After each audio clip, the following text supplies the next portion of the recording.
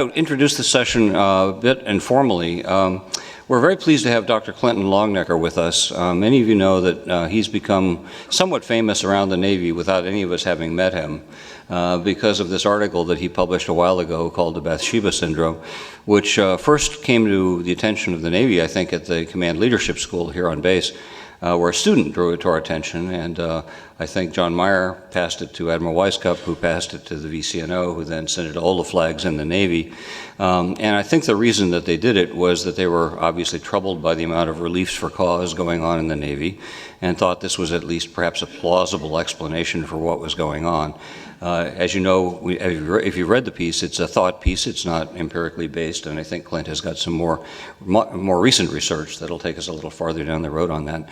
But I think the overall theme I'd like you to think about is one that I think challenges a lot of the way military people often think about ethical issues, which is you have only a fairly limited technical vocabulary military people typically deploy, and the favorite word is integrity, which means being consistent with oneself. And I think if you listen to military people talk about that, they tend to talk about it as if it's a fixed quantity, that you either have integrity or you don't, and that if you do, you'll be good to go in any environment, and if you don't, it'll be a problem. And what the Bathsheba Syndrome suggests is that that's not necessarily so. That changes in the environment in which you're working, in the level of your rank and the way you fit in the organizational structure can and do cause you to lose focus, perhaps to lose moral clarity about things that might have been clear to you before. A couple of examples to lead you to think about that. Admiral Weisskopf, who's now the current IG of the Navy, our former president, has been passing around and recommending a book that I also want to recommend to you because on his recommendation I read it. The book is called You're Not So Smart: Why You Have Too Many Friends on Facebook, Why Your Memory is Mostly Fiction, and 46 Other Ways You're Deluding Yourself. This is written by a guy named David McCraney, and it summarizes a very large body of social scientific research on things we think we know about ourselves that are demonstrably false. And so that's an important thing to think aboard. One other small example I'll give you is in my own field, philosophy. There's a burgeoning area called experimental philosophy that's doing some kind of cool experiments. I'll just give you one of them. There was a study in England where there was a tea trolley in an unobserved corner of the office that had a camera trained on it. And people were supposed to contribute a fixed amount of money into a little cup if they bought a cup of tea. On some days, when they were doing the study, they would paint a hand-painted flower on the cup. And when they did that, some significant number, I think it's 40%, didn't pay for their coffee. On other days, or for their tea. On other days, when they painted a hand-painted pair of eyes on the cup, compliance went way up.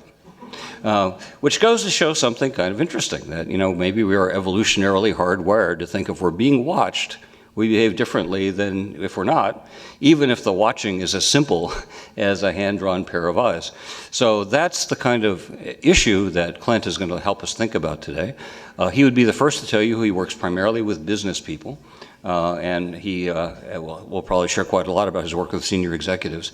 So we've asked the other two panelists to be with us today, Admiral Christensen, who needs no introduction here, and then a late addition, just yesterday, we were very fortunate to add Captain Shoshana Chatfield, and let me tell you a little about her, and then we'll turn it over to Clint. She is the commander of the Helicopter Sea Combat Wing, U.S. Pacific Fleet.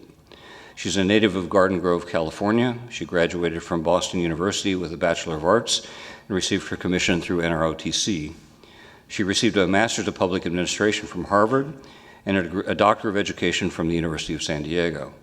Since she earned her wings in 1989, she's held numerous flying assignments afloat and ashore, and has also served as an assistant professor of political science at the Air Force Academy, and served in the Central and Eastern European branch of Plans and Policy J9 Directorate, assisting with the status of forces agreements for the implementation force in the Balkans.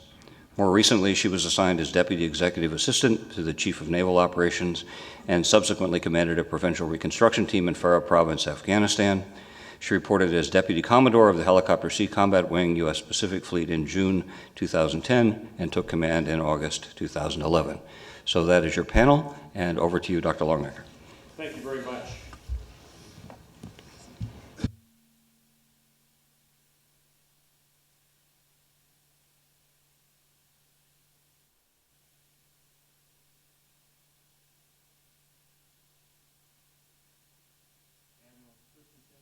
privilege to be able to be on the stage with you.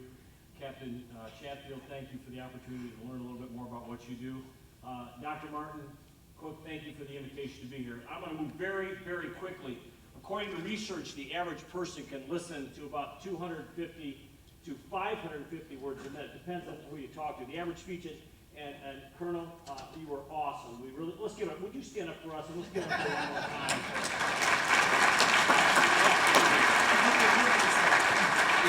Is my mute on? Thank you. Can you hear me now? Very good, thank you. But what a neat place to be and great lessons. And here's what happened. It was a lot of silence out there today for any number of reasons. But I was thinking as you were speaking. And a lot of folks in the room were thinking as well. And let me just say this. For a living, I am paid to help people get better at what they do. And I'm very fortunate in that respect. So I would describe myself as an accidental ethicist. I don't know a whole lot about the discipline of ethics. I know a little bit, but there's people that study this for a living. So for me, on a personal basis, what I do, by and large, is I try to answer this question in everything that I do. How can leaders get better results for their organizations? What do organizations need to do to help their leaders get better results? So in the grand scheme of things, oh, by the way, Martin, it's dangerous business when you have a professor, somebody who talks for a living out here. So I'm starting my stopwatch right now. Thank you so very much. In the context of what we're talking about here, what does it take to help leaders get higher levels of performance? And by and large, that's what I've been doing for my career for the past 20 years. I grew up in a family-owned construction business. It went from the first generation. My grandfather started when he came home as a Marine from World War I, and my dad came home from World War II after he convalesced after his injuries. As part of the greatest generation, took the business over from my grandfather. It never got to the third generation. It failed. And the question is, why did it fail? Because they did not change. The organization didn't change, kind of like what we were talking about, Captain Tom. The organization did not change to keep up with the times. So in the context that I'd like to share a couple thoughts with you today, we really want to talk about leadership, the power of trustworthy leadership. And this is a term that we coined in our book called Getting Results a number of years ago, 2001. It's still selling a lot of books out there, but here's the thing. We did a study, a deep dive on the best practices of over 2,000 high-performance business leaders from virtually every industry in America. And we asked organizations to identify their very best people. And you know what happened? In the discussion, awesome people emerged as great performers, but embedded in that group, by and large, I would submit to you 90% were amazing people in terms of their ability to bring out the very best in other people. What we found is this: high-performance business leaders and high-performance leaders in virtually any walk of life carry with them a high degree of trustworthiness. I can trust them if I'm one of your folks that works for you. I want to follow you because I trust that you know where you're going, what you're doing, and that you'll do the right things along the way. The second book, The 2-Minute Drill, this is an analysis of over 1,000 organizational change initiatives, and we use 2-minute drill simply as a metaphor to talk about what it takes to make rapid performance improvement happen in organizations virtually everywhere. And across industry, again, all different kinds of change initiatives, but at the end of the day, here's what we found. We can predict with a great degree of certainty just by looking at who's leading the organizational improvement initiative. Who is leading the change initiative, by the way? The personnel selection to place General Ham in that was an awesome selection. Wouldn't you agree, Colonel, that's a case in point of the right person being at the helm that could make the change happen effectively? And we find that to be the case. Do I trust the person? And we use it in a football term. Do you trust the quarterback that's out in front? Do you really believe in the quarterback? So we use that metaphor simply as a vehicle to talk about rapid performance improvement. Now, with that backdrop, here's a quick question for you. We found that leader trustworthiness is a blend. It is a multiplier of competency and the character of the person in that position. If you have one without the other, you have all kinds of problems. If you're my boss and you're taking me into harm's way and you don't know what you're doing, your competency is lacking, then I am very concerned and I'm very nervous about following you. Conversely, if you have great competency, you are the man or the woman, you have everything going for you, but I don't trust you as a person because you don't keep your word. Or maybe there's some things that you're doing that I really don't think are real good or healthy for all of us, then I'm going to keep my distance in following you. So there's a compounding effect. When character meets competency, it's a powerful and dynamic thing. Here's what's interesting. The organizations in the private sector typically hire people, why? Character. We want people who are turnaround. The last 2 days, I have been to Detroit, Michigan. I interviewed 32 entrepreneurs who were in the best of the best category in the state of Michigan and Ohio, and we sat in the room and they told their story and they talked about all the things they did. You know what you heard? You heard a blend of people not knowing what they're doing, figuring out what to do, and pulling along with it the fact that they had to be trustworthy with the people that were working. They had to be trustworthy with the banks that were lending them money. And if there's character flaws, you'll hear this all the time. Organizations and investors now, they're starting to bet on the leadership. You might have an awesome technology. You might have a great competitive advantage in your supply chain or in some other area, but we're going to look at the leaders and we're going to place our bet, our financial livelihood in many cases, on the acumen, the discipline, the character, the competency of the person leading that organization. And that makes a pretty strong case for the importance of promotion based on not just competency, but character. Hiring based all very heavily on the issue of character along the way. So let's get started. We're going to talk about the history of the Bathsheba, etc. We know that competency is requisite talents. All right, we got that. And this is a competency-based organization. We hire, we promote, we train to give you the skill set that you need to be very successful in your line of work. I will say this, though, after listening to the Colonel, I think in your line of work, you got to be thinking every single day because you're asking questions and there aren't really exact, clear answers, so we need to be on our toes. But the second thing that allows us to make good decisions is frequently the issue of moral character and strong ethical underpinnings. Okay, are we all on the same page in this? Yes or no? Say yes if you're with me. Yes. A little bit louder. Admiral, there, but a little louder? Yes. Okay, thank you. Thank you very much. Now, if you could, naval terminology, I'm told that these are the words. The words are professionalism and integrity. Is that fair? So if everything's about professionalism and integrity, it's a cousin to the same words. I think they're probably synonymous with each other in a lot of different respects. Now, here's a question. We know that you're here to become better leaders, but here's a question that I ask every business leader, and in particular, senior business leaders. What are you doing to develop your character?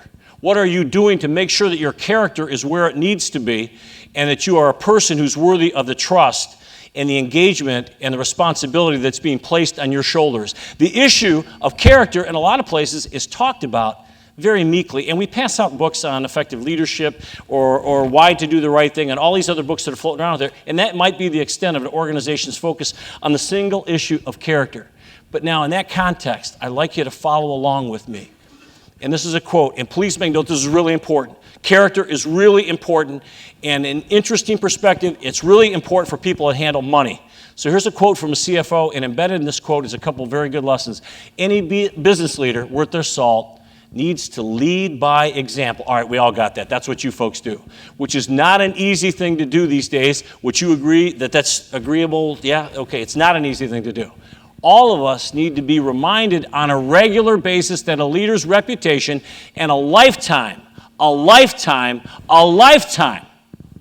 of work can be destroyed in an instant by making unethical or immoral decisions in the workplace. It is imperative to guard your heart. This isn't coming from somebody at church or in a humanities class or in a philosophy class.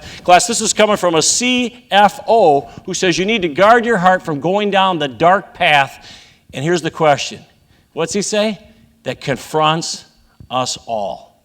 Now, I'm very fortunate. The University of Toledo, where I come from the College of Business and Innovation at the University of Toledo. Any Ohio boys out there? Boys or girls from Ohio? Hands of people. What cities we got out there? Cleveland? Good. Cincinnati? Who said Cincinnati back there? We'll just talk a little slower for that crowd back there. I'm just teasing. All right, anybody else? And by the way, this morning, it was funny when I was at the gym this morning, I felt very much at home. I had never seen more shaved heads in my life. Every person there at the gym this morning had a shaved head, and I felt very much at home. So thank you.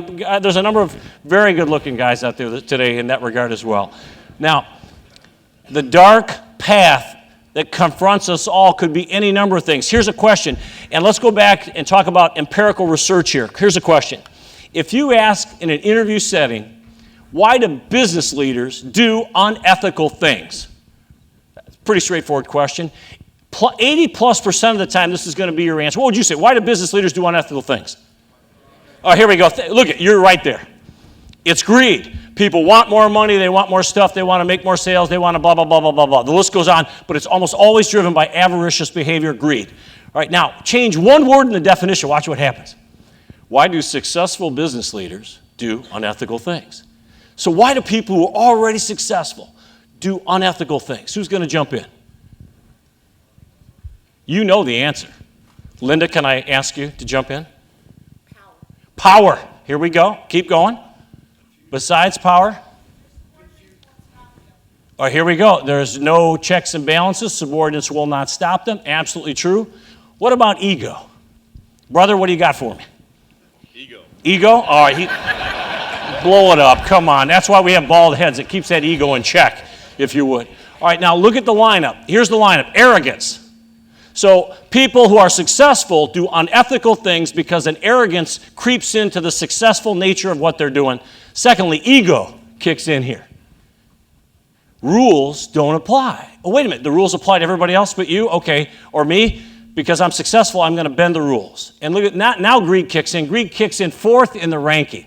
All right, now we see a shift very quickly that ego has something to do with the decisions that are being made that drive the person's ability to make character-based decisions. Now, what's the upside of success? We're going to have a reading assignment.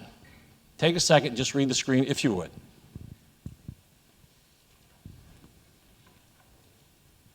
Panelists, I'm sorry, you're having to spin around. All right, now read the next ones.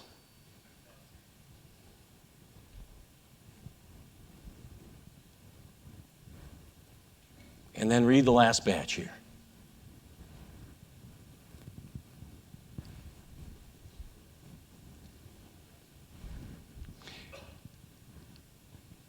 Now, when you ask most leaders if they want more of these things, what are they going to say? Sign me up. Thank you, John.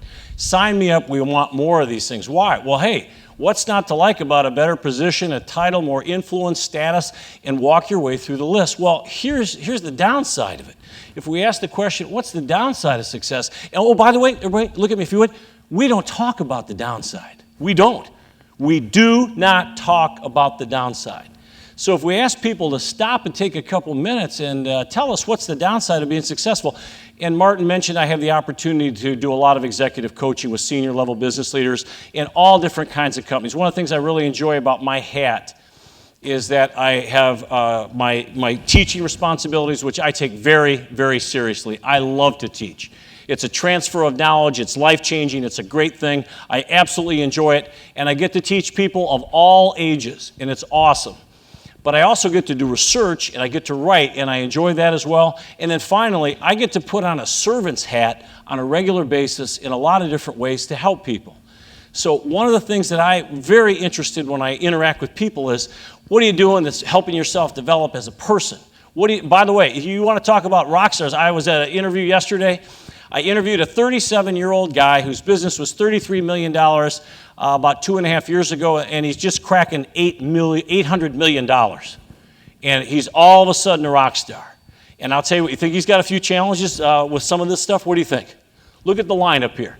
Emotionally expansive, the list goes on, ego jumps in, fewer real friends because you're not sure why your friends want to be your friends. We could go on and on and on and on. Just know this, though. The more successful that you are, and I don't know anybody who doesn't want to be more successful, the easier it is to see your life get out of balance. And that's something that a lot of folks just plain don't talk about. Now, in the context of the case of Bathsheba, and Ambassador Peters, thank you. She raised a terrific point. I hear it quite often in my travels. But the question is, why don't you really call it the Bathsheba syndrome? Not. It's really the David syndrome. Because David couldn't handle Bathsheba. He couldn't handle the temptation that he saw. And the question then becomes, well, the issue isn't about him dealing with it. It's about understanding the temptations that we face. That's where Bathsheba came from. But your point is absolutely valid. So if you haven't read it, let me encourage you to go to this historical account, 1 Samuel chapter 11, just read. And I'm going to share with you in a nutshell what took place. Some of you have read the story, but some of you have read it, but you haven't drilled down too deeply. David's the king, 50 years old. He's at the height of his career. He has multiple wives, and if you open up the book, it'll say, in the spring when kings go off to war, very appropriate for what we're talking about, David stayed in Jerusalem. He's on his roof, he can't sleep, he looks down because of his high position as king, by the way, not being forced to go to battle where he should have been. No accountability there. He looks down, he sees Bathsheba. She's naked, she's beautiful. Now he brings a servant. Hey, would you mind finding out who that woman is down there? Please make note. Now he's using an organizational resource. And I'll tell you right now, if he had to go himself, he brought his aide-de-camp in. Let me phrase the term. And the aide-de-camp went to, well, that's Bathsheba. She's the wife of Uriah the Hittite, one of your soldiers who's off in the front right now. David then turns and says, go and bring her to me. All right, now, this is a person who's used to saluting. He goes, he does as he is commanded. But here's the catch. Now somebody else knows. He's abused his resource base. And all of a sudden, is this going to happen in a vacuum? Somebody help me. Leadership failure in an ethical or even competency perspective never happens in a vacuum. It doesn't. Other people will know. Now, we all know the rest of the story. She comes, they have sex, they go off, she gets pregnant, and all of a sudden now, one big mistake. Oh, by the way, David had multiple wives. Depending on who you read, it's between 8 and 12. I mean, it's a big number, okay? And let me just share the thought with you. Obviously, it wasn't about sex. It was about sex plus something else, maybe control, power, having what you want, and the like. In the end, when when Bathsheba turns out to be pregnant, he sends to the front to bring Uriah back. And Uriah comes, and David says, go sleep with your wife, tell me how things are going, but then go to your house. He won't do it. He stays with the servants. Admiral, what kind of leader is this? If my men in the field don't have their spouses and all these luxuries, I'm going to sleep with the servants. Your reaction? Servant leader. Unbelievable. He's already been at battle for a while, by the way. So as you follow the story along, the second night, now David gets him drunk and they go off do the same thing. Long and the short it would be, he doesn't go down and visit his wife. And now the alibi that David was attempting to create is gone. And everybody knows it because everybody's watching. So he writes a note that says, Joab, please send Uriah to the front and have him killed. And that's what happens. So he sends it, and I can well imagine Joab's response as he opens up the note that Uriah has carried to him. He looks at it and says, send Uriah to the front, have him killed. Well, the irony of this, he made a strategical error, sent a bunch of people too close to the wall. People died. Oh, by the way, in addition to Uriah being killed, others died around him. So now let me get this straight, because David wanted to have an affair. He's corrupted his resource base. He's corrupted and made a general really question his responsibility and leadership talents, and a whole host of other things, lying, etc., have unfolded. And at the end of the day, he is confronted by Nathan, a whistleblower, comes and says, David, what have you done? What have you done? And a whole myriad of bad things take place. So that's it in a nutshell. Now, here's what I'd like to share. When you look at the Bathsheba syndrome, and somebody have access to a microphone down there? Who's got a microphone handy? Anybody? Microphone? Nobody's going to raise their hand. Okay, I'll do this one. Get ready, though. When successful leaders with track records of hard work, effectiveness, and integrity, this is key, reach a point in their career where they throw it all away by engaging in an activity which is wrong, which they know is wrong, which they know would lead to their downfall if discovered, and which they mistakenly believe they have the power to conceal. Therein is the Bathsheba syndrome. The article was written in 1993, and it's fascinating because Captain Chatfield asked me, Clint, what was the origin of the article? And we were just going through the cafeteria line, and I was having my personal devotions reading about this, and a dear friend of mine, a business leader, was caught up in embezzlement, and he was a person that I had great respect for. How many people here have been slapped in the face in that regard, by the way? Had somebody that you knew and had great respect for sometime during your life did something that was completely unbelievable in your own mind? Put those hands up if you've had somebody like that in your life. We can go through in sports, in government, in business, in every walk of life, see people, what in the world happened? A couple weeks ago, I was in Houston, Texas. We drive past the former Enron building. And the person who was in the car with me makes a comment, I wonder if Ken Lay, the CEO of Enron, had any idea what he was doing when he started down this unethical path. By the way, he was a principled man. By the way, he was an Eagle Scout. We could go on and on. He was a community servant. He attended his church. He got caught up in a bunch of stuff that he thought mistakenly that he could conceal. And I put that in the context, welcome to the human race, because in the grand scheme of things, we all face these things. Now, your response, and many people will say this to me, but wait, I am not a king. But I would say, yes, but you are successful. And we got a good-looking group of people here who are healthy, successful. We command respect. We have a certain level of power. And the list could go on, right? And because of that, we become kings in our own little part of the world. And embedded in there might be the very seeds that might lead to our personal destruction if we don't get very aggressive in what we're trying to do and what we're trying to discuss. And I think, Colonel, when you see what we're going to talk about, I think it'll dovetail perfectly with what you were sharing earlier, if you would. Now, if you look at the lineup here, success leads to an increase in ego. It leads to an increase in access. And some people say access to what? Information, opportunities. Some people even say it leads to excess in some regards. We now control agendas, resources, people, et cetera, et cetera. We have more resources at our disposal. We can become expansive. And by that I mean, and if you look in the psychological literature and you Google the word expansive or emotionally expansive, you know what you'll find? You will find that there's people out there that whatever they have is not good enough. And I think they call that, in many cases, being an American. Whatever you have, it's not good enough. You want more, and we all want more. But the catch would be, is there a downside to that? The answer is absolutely yes. Finally, success breeds a diminishment or a reduction in personal accountability and candor and honest feedback. And in 1995, I went to a change of command program in Norfolk at your base there. A dear friend of mine, Admiral Dave Ellison, was taking over the Norfolk, a nuclear missile cruiser. Had a chance to be there, and it was his first day walking the ship, and as he went through, everybody was saluting him, and he made the comment, he said, you know, all I'm getting is praise, and all I'm getting is a lot of love and that sort of thing, because of the position that he held. And he could have had maybe food on his shirt, nobody would have said anything to him because of the position that he held. Now, the question that I would pose to all of us is, what do we do to avoid making really bad decisions of an ethical nature, ethical bent? And that's what I'd like to talk about for the next couple minutes, and we'll go into our panel. Look what Socrates said. He said, the ongoing challenges of life mandates applying all our wisdom to daily situations, lest we fall prey to our own folly. Now, I would dare say this, that this is heady stuff, and most of us will not remember this. But can you agree with the premise? Life's challenging. Who agrees with me? Life's challenging? What's wisdom? Isn't wisdom knowledge that we know to be true? Experience that we know absolutely works? So if we don't apply it, what happens? We can fall prey to our own folly. What's folly? Foolishness.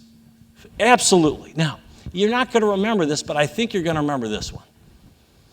Now, John Wayne, by and large, said the exact same thing as did Socrates, with maybe a little different terminology. So if you would, repeat after me. I'll say it, you say it, okay? Life is tough, but it's tougher if you're stupid. Now there's some people going, I don't want to play. All right, now come on. I need you to come on with me. All right, life is tough, but it's tougher if you're stupid. All right, now I want this side of the room to look at this side of the room, and you're going to give instructions, okay? I want you to listen very carefully about what we're about to say here. Ready? Life is tough, but if your boss over there, be careful. Life is tough, but it's tougher if you're stupid. All right, good. You ready? I think we can do better than that. Ready? Let's go. Point. I want you to point. I want you to point. Come on. Point with me.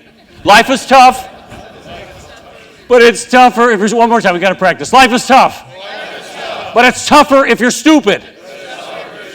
All right, now, I just want you to remember that for a couple reasons. A person's ignorant if they don't know what to do. That's why we're here.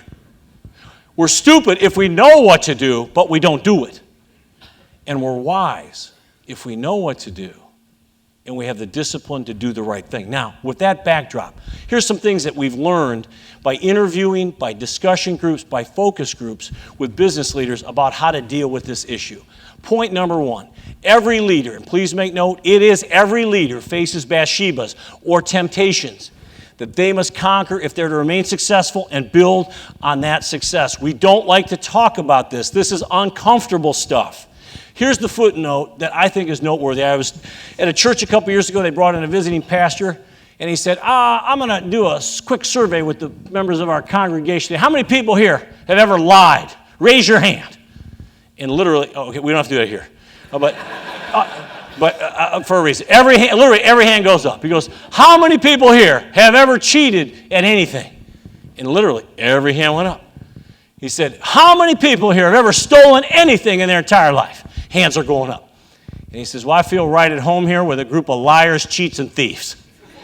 And you know what was interesting? It kind of put everybody on the same platform, if you would. We are all folks who are humans that have an opportunity to do a lot of good, but we also have the opportunity to do a lot of bad if our game is not on and we're not paying attention. Now, with that backdrop, this is a good observation. Yet the word temptation is not used in very limited capacity, let me rephrase it, in most leadership development initiatives. We don't talk about temptation. We talk about moral ambiguities.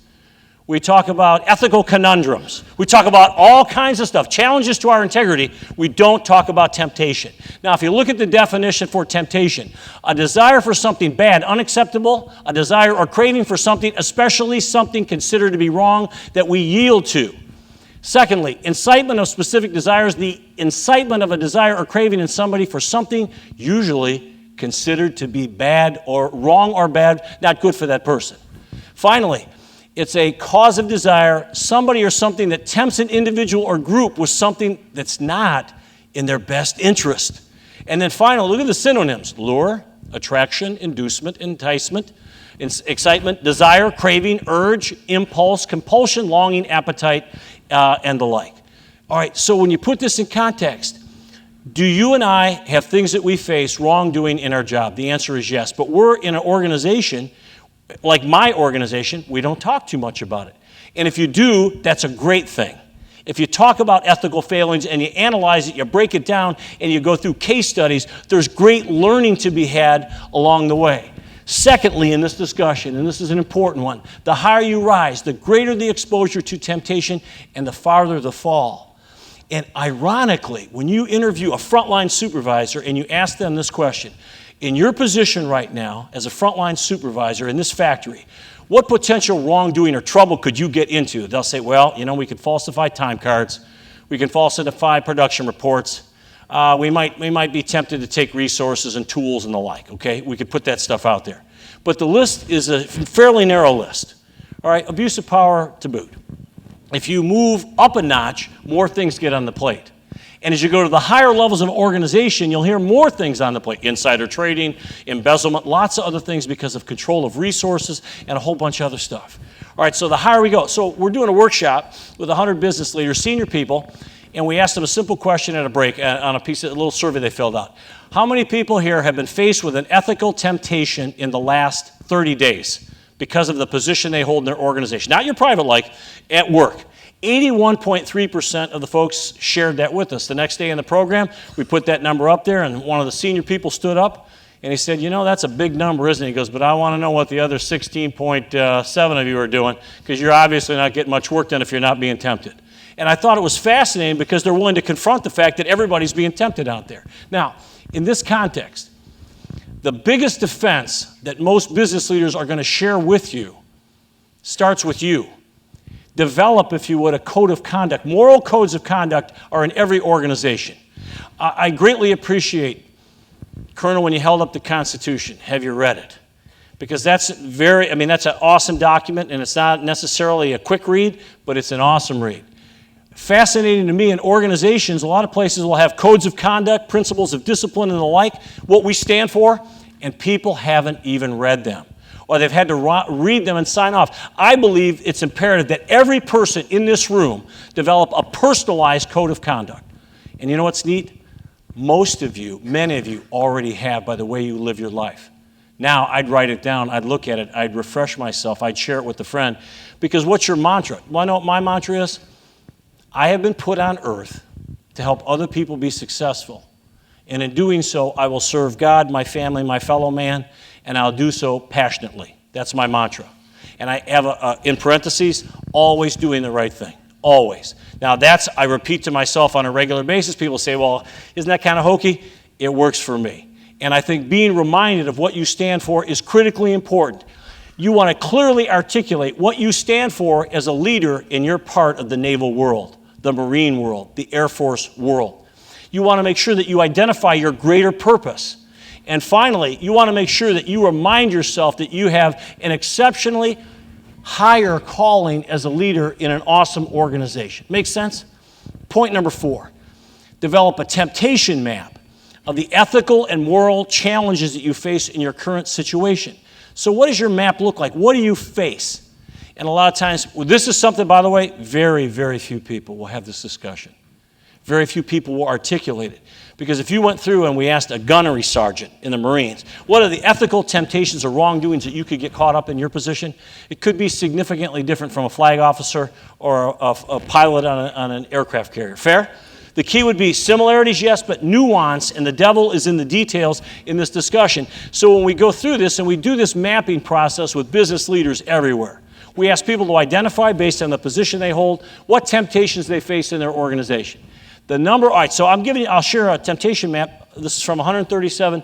These are directorate level people, VP level people, but seniors, but not presidents and the like, not frontline people, not middle management people. Manipulation and falsification of data. Continuing, abusing position power, whatever that might look like. Stealing resources. Offering and or accepting bribes. Sexual encounters. By the way, the larger the font, the larger the issue. If you go through and look at the rest of these, insider information and knowledge, misuse of resources, manipulation of hiring decisions, false testimony, knowingly violating company policy or organizational policy, and at the end, this was 137 people, they identified these things. And it will set up a situation where everybody should be able to get their hands on these slides and we're all done. But if you look at the list here, is it going to change if we were to do frontline people? Yeah. Is it going to change if we do senior people? Yeah. Here's the key, though. Put a group of people in a room and have them start talking about what temptations they face and how they deal with that, and some very good learning can take place. It can be very useful, and it can set the stage for the things that are coming next. Now, I am down to, I have 5 minutes. I am on the clock. I'm watching the clock carefully if we could. Lesson 5, develop guardrails. And you know what? People on ships are very used to guardrails because they're the things that keep people from falling off and into the sea, which is a very dangerous experience, I'm told. If you go through, what will prevent you from going over the edge and making poor decisions that might cost you your career, your reputation, your family, your job, your livelihood, and the list could go on. And so what's a guardrail look like? Well, guardrails take lots of different shapes. If you've noticed, I've been up and down the steps a couple times, and I'm letting my hand stay there so I don't fall over or twist an ankle along the way. What's a guardrail? Well, look, on the highway, guardrails are put in places that are dangerous for us, where we could go off the edge. The question that I would pose, and you're better equipped than any group of people that I have spoken with, ever, because you're in the business of planning ahead, thinking ahead. Basically building duplication in your building and structure and those sorts of things so you don't have problems and redundancies along the way. What safety, planning, and preparation must you do to conquer your temptations to engage in wrongful and potentially destructive behavior? So what's your guardrail look like? I'm around college students day in and day out. I will not have a college student of the opposite sex in my office without the door being open. At least a crack. Very simple rule. It works for me. 29 years in running, it works for me. If I do have to close the door because a student is in a bad situation or something confidential needs to be shared, I'm going to pull in somebody that's a friend I can talk that can sit down with us, or I'm going to say this: my GA is in and out of here all the time, so if somebody just walks in, don't be surprised. And I may even text my GA and say, come on in the office. They know the drill. They'll walk right out, so that they know people are always coming, so the opportunity for wrongdoing is taken off the table, if you would. That works for me. That's an issue that pops up in a lot of environments. You can talk to somebody who's a CFO. We handle a lot of petty cash in our organization. Here's what we do. I never touch cash without somebody being with me. I don't do it. I just don't do it. If I have data that's really important or sensitive and could be falsified to make me look good, I never touch it without somebody being there to review it early up and share that information with you. If you go through the process, this is about being offensive, being on the offense about something that could destroy you if we let get out of hand. And at the end of the day, the best defense is what? Help me. It's a good offense. Isn't that what you do in your careers? So why don't we do that on a very personal basis? I had a CFO come up to me at a conference not long ago, and here's what he said to me. He said, Clint, you know that there's about 50 people in the audience. You know some people in that room right now are falling prey to Bathsheba. And I said, that's probably true.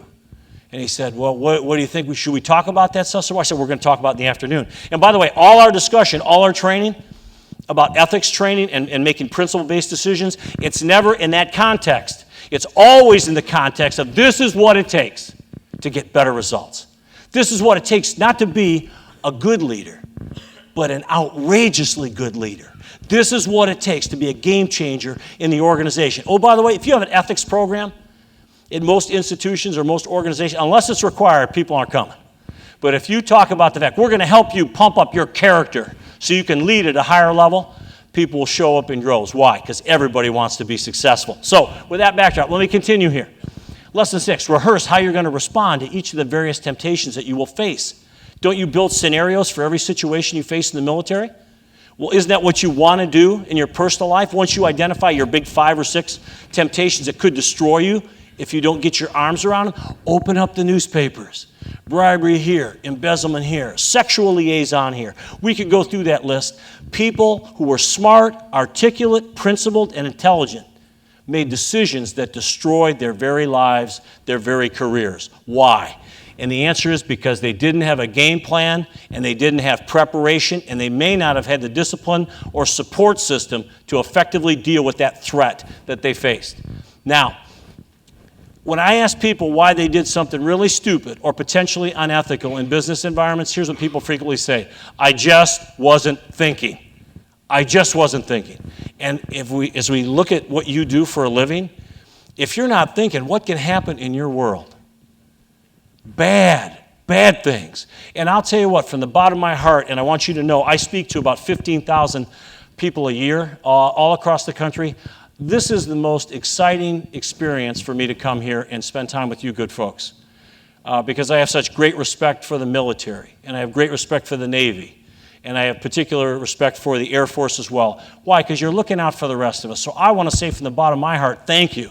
And as I was walking over here today, I said, if my words can help 1, 2, 3 people from going over the edge and doing something stupid with their career because of an unethical or immoral decision, you know, what a great opportunity and what an adventure for me. So I want to say this.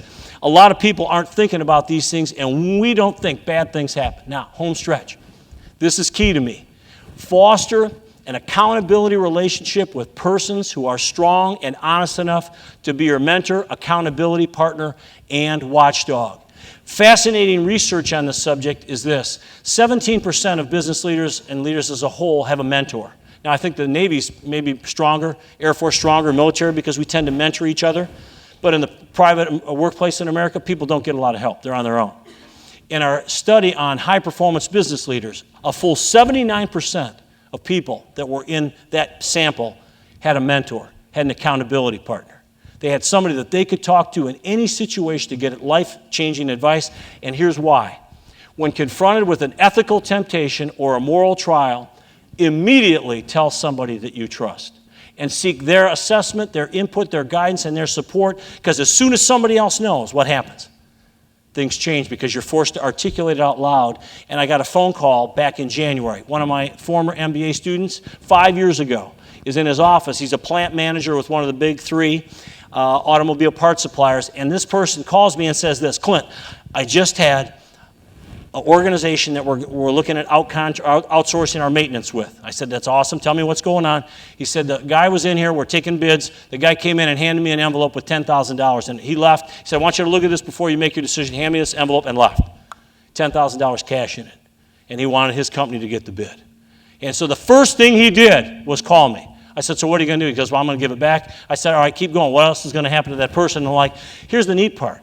He took the time to brainstorm. He said, what do you think I should do?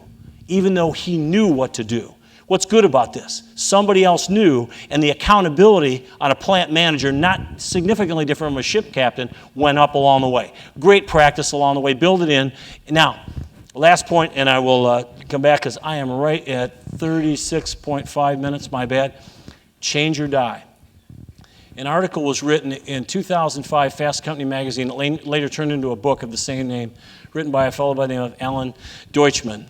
And I was at a meeting with him a couple weeks ago, and he made a great comment. He said, people do not change because they're forced to change. People don't change because you share facts with them.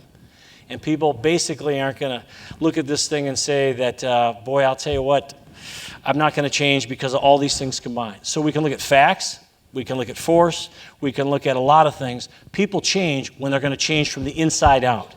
People change from the inside out when they have a game plan to change, number one, and number two, when they have a support system around them that will enable them to change. And so at the end of the day, the Bathsheba syndrome, if you would, is basically our initial analysis of why good people do wrongful things because they have a lack of accountability. They're emotionally expansive, and they just plain are very pleased with themselves and believe that the rules do not apply. At the end of the day, I could stand up here and I could ravel off 100 specific examples of people who have destroyed their lives, destroyed their friendships, destroyed their careers, and in many cases their reputations and families because of the choices that they made by not thinking and thinking things through. And when Martin originally called me to talk about my coming out here, it was a very emotional time because one of my former closest friends was caught up in something that I still cannot believe. He was a strong, principled guy. In discussions with his wife after the case is unfolded, her comment to me was, he has not handled his success, which has been great, very well. And it's led to the very seed to a number of problems in their life. And I would just share that with you, that this is a very personal thing for me because people come to me with stories and accounts and seeking advice from across the country about what to do. So these are just some of the things. There's some more, but we'll, for time's sake, stop. So Martin, I come back with you. Everybody, thank you for listening attentively. I really appreciate it. Thank you. As I indicated, one of the reasons we wanted two naval officers up here is to make sure we connect the dots from Clint's extensive business experience to the military context. So first we're going to hand it to Admiral Christensen to offer any remarks about what you've seen in senior naval leadership that tracks or doesn't track with the sort of things that Clint said. Well, I'm also the president, so I got to start with saying thank you, Martin, to you and your team for another great day of thinking. It's what we're all about here, and you always impress with... No, that's me. First he didn't work, and now he really works. Can you hear me now? No? Okay. So thank you, Martin, to you and your team. And then next to the colonel and the captain and Clint, thank you all for traveling to the Naval War College to help us think. And all right, Steve, what am I doing wrong? Getting feedback. Everyone's mic is off. Okay, so thank you. Second, quote my late mom, actions speak louder than words. So to all the students out there, I hope you recognize the reason we devote so much time in your year here. Appreciate the other commands that are from around the base. On this topic of ethics, actions speak louder than words. We do this 3 times a year. Next year we're going to do it for junior and senior class 3 times a year. This is important stuff. Finally, Clint brought up trust. The all-flag meeting a year ago, the speaker was Stephen Covey's son, who wrote The Speed of Trust. The current CNO, Admiral Greenert, talks about trust all the time as the singular factor in his choosing who's going to help him lead the Navy. He did away with 2-star fitness reports. I guess they're of no value. So 2 and 3 and 4-star, we don't even get fitness reports anymore. One of the projects the War College was given was to develop a leadership continuum, and Admiral Kelly's team, Admiral Zellebor's old team, the College of Operational Strategic Leadership, has taken on that very huge challenge of we do some award-winning leadership development in the military when you're coming in. We have pockets of excellence like at Command Leadership School where you're going to go after this. But then there's huge gaps. And I know Air Forces is taking this on, and we're trying to build a team that can look at that continuum because there is a transition that takes place, and I hope you're recognizing that. Early on, most of you probably had a technical background. You either studied engineering in college, you went to nuclear power school, you became proficient in operating a reactor or a supersonic aircraft. At high altitude, you became technically proficient. But as you were successful in a technical area and you got more senior, the leadership opportunities not only presented themselves, but then they started to accumulate. And now most of you, we had Chief of Staff of the Air Force here yesterday. His first Air Force command was 26 years ago. Most of you have already had commander. You're going back to it again. But you need to keep changing. And the science of what got you this far needs to transition to an art of how you think, how you perform critical thinking, how you make your decisions. We have an advanced education review board, and I describe, not with any prior thought, but to me, a perfect officer is someone who starts with a technical degree, like at Monterey or Wright-Patterson or one of our great civilian schools, but then later comes to the Naval War College or again some other great war college or institution to get more into the art of leadership and how you think. And the quote I like about think before you speak and read before you think. So keep reading, keep listening here. We had a great opportunity to have the people travel here and to hear your thoughts. One final comment on mentors, looking at General Ham up there. Truly one of the people we're really proud of as a graduate here. He's come back in my year here. He's already been back once. He supported the War College mightily over in Stuttgart. But that idea of a mentor, even if it's not someone you get to talk to, but somebody you study, and you didn't, the first time I was part of the Flag Officer Breakfast when the group came through Norfolk, and I remember reading his bio and thinking, boy, I know why they picked this guy. This is probably tough for him, and he came in there and just hit it out of the park. So you can pick your mentors, but you need to work at it. You need to go to them. Don't rely on them to come to you. Pick them out, the ones you admire over your career, and go ask them for their comments. You don't have to face these decisions alone. So I'm going to turn it over back to Martin. And again, thank you to all the people who made this day possible. Okay, we'll go to Q&A in a minute, but we're very lucky to have Captain Chatfield with us, and she's going to at least start by describing some initiatives that are being taken in Pacific Fleet to be more intentional and explicit about ethical development in leaders in the Pacific Fleet. So please, over to you. Thank you, and good morning. Can you hear me in the back? Admiral, thank you for having me here. My boss, Admiral Al Myers, desired to come himself and was unable, and he asked me to represent him here today. He's been addressing issues of character integrity since he came in as Air Forces, first by going personally to the different communities and describing the change in environment that we all operate in.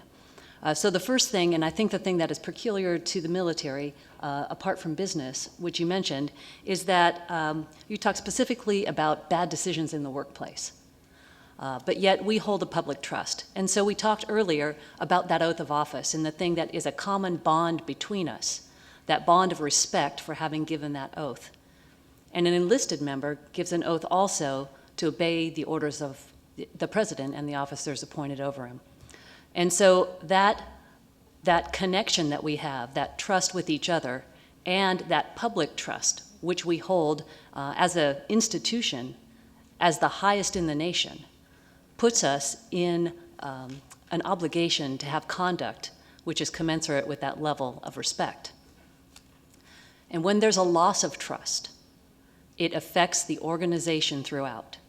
So he looks at, Admiral Myers took a look at how commanding officers and command master chiefs, our senior enlisted advisors, were entering into difficulty. And that's been, on average, over the last 10 years, about 12 a year. But there have been a couple of spike years. The first was 2003, when 26 COs were relieved. And also in recent years, we've also seen another increase. But if you look even farther down, how many chief petty officers are being relieved? How many of those are getting DFC'd? And the number's over 60 in 2011, with a few more still being adjudicated. So it's not just bad decisions at the top, but there's something within our culture that if we could look at it the way we've looked at mishaps, to drive those down and to really examine what's going on as elements of a mishap, then we might be able to enter into discussion about how you can address each of those elements. In aviation, we have a very strong culture of briefing, doing operational risk management, and debriefing. And so, as this program was developed, we were careful to use vignettes and language that resonates specifically in aviation. And I think it's the strength of the program. As we look at the vignettes, which have been sanitized, and there's nearly 30 vignettes, they're targeted toward particular groups. And so you would enter into a discussion in a group of about 15 people in similar ranks and expose a vignette and then really break it down the way we do a mishap. Look at the chain of action that goes from start to finish and who knows about it, what factors are involved, and why people make these decisions. And then a second strength in the program is the idea that we're going to give members a tool to utilize. So we are a competency-based organization, and we're very technical. But the hardest part of leadership is communication. And it's the part that most technically competent people struggle with as we go higher and higher in leadership. Well, how do you constructively confront somebody to let them know, hey, shipmate, I'm your support structure. And I've got to bring you back inside the fence line because I know you think you've got it wired, but you're standing into shoal water and there's danger over there. And so there's a little model that we've got now called constructive confrontation. And it's interesting as I've given this training now to see the feedback. Because why don't you confront? If you see something that's going wrong or you're exposed to it or you suspect it or you see the first clue and you know what's really going on but you've only seen the first clue, why don't you confront your shipmate? Can you give me some ideas? Why don't you confront? Retaliation. Maybe they have more power or they can hold up or affect your performance evaluation. Right, we're awkward at it. We don't want to create a conflict. We don't want to ruin a friendship. And we still have trust in that member that they're going to make the right decision in the end. What else? Maybe I don't know the facts. Maybe I didn't learn the reg right. Maybe this person knows something that I don't know. Oh, for example, I'm actually wearing an approved uniform item. So some of you may have been wondering, oh, what in the world, is she off on some tangent here with this shirt? But no, this was approved last year, and I'm actually in compliance with the uniform code. So maybe you don't know what the new rule is. Any other barriers to confrontation that you can think of? Yeah, you got to get over the past. And that's a really big message that I think senior leadership is just now really starting to address. The good old days were the good old days. And today are good old days for someone in the future. But today's environment means that you are never not in the public eye. So not just decisions in the workplace, but decisions everywhere. You are, just like that commercial, hey, does anybody know how to post video to Facebook? And it's already there. You know, you can be across town. You can't be 2 tack hands away or overseas anymore. You are always on the clock, and somebody always has digits on you. So learning how to do that and practicing that in a safe environment with people of a similar rank in a non-attributional forum is very helpful, so we can develop a common language to say, I noticed you down at the open air market the other day, and I thought I saw you with Seaman Jones. It looked like you were holding hands, and that really had an impact on me. And that impact was, I thought you might be disregarding this rule. And then you listen. So this whole thing is about listening as well. What was going on there? They're either going to lie to you, or they're going to say it wasn't what you thought, or they're going to say, I don't know what I'm doing. You might get the real story. But then what do? You help to find a solution, and you say what the consequences would be. Because a lot of people don't relate that piece of misconduct to an impact on the organization and a loss of trust between a sailor and their commanding officer. When that happens, unit readiness is affected, trust is destroyed. So if I could say anything to tell you about how it's going out in the fleet, because I do have 3 sessions under my belt of talking to people, I would say that people are immediately offended when you say we're going to do training on character and integrity, because that puts people on defense. What do you mean? Are you questioning my character and integrity?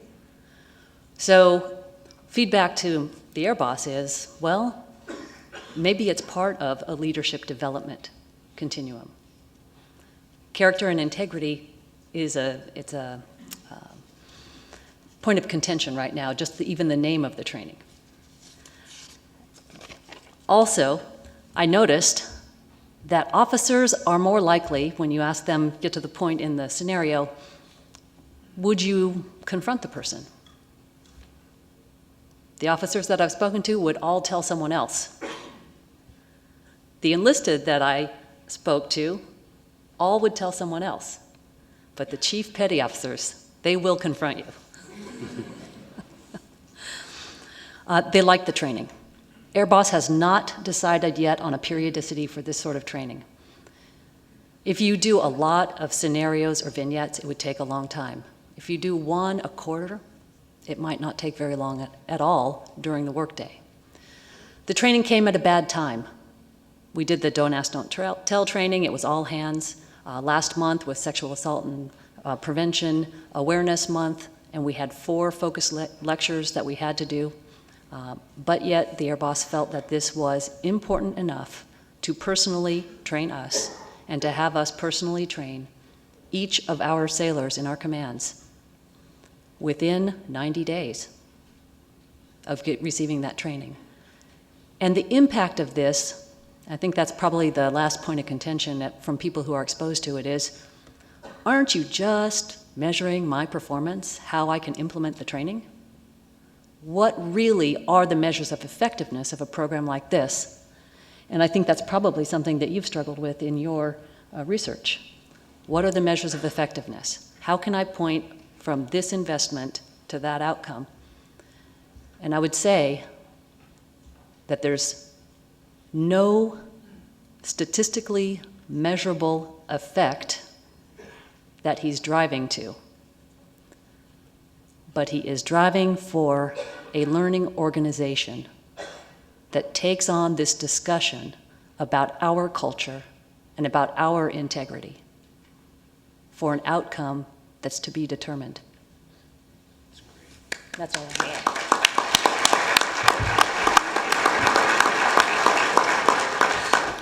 Let me start before we turn it over to general Q&A. If I might, Admiral Christensen, put you just a little bit, not on the spot, but asked to draw on your experience.